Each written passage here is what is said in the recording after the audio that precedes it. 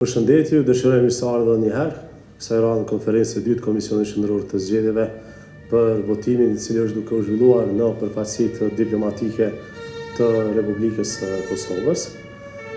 Me fillimin e votimit në përfaqësitë diplomatike të Kosovës në SBA dhe Kanada në orën 13 sipas kohës lokale në Kosovë, ju njoftojmë se tashmë procesi i votimit është duke vazhduar në të gjitha përfaqësitë diplomatike të Republikës së Kosovës.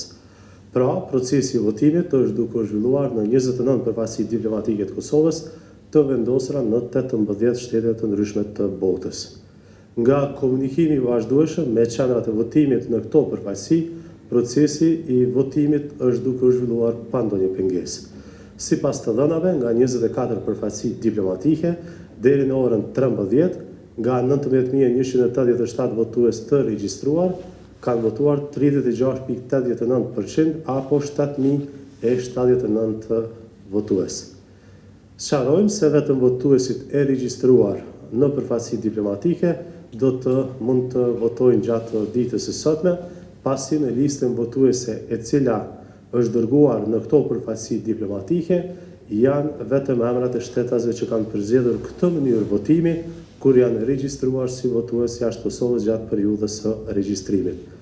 Gjithashtu, një sqarim tjetër që besoj është i nevojshëm, identifikimi në vendvotimin e përfaqësisë diplomatike mund të bëhet përmes njëri nga këto 3 dokumente të Republikës së Kosovës, letër njoftim, pasaport apo leje vozitjes, dhe sipas vendimit të KSZ-s pranohen për identifikim këto dokumente edhe nëse janë me afat të skaduar.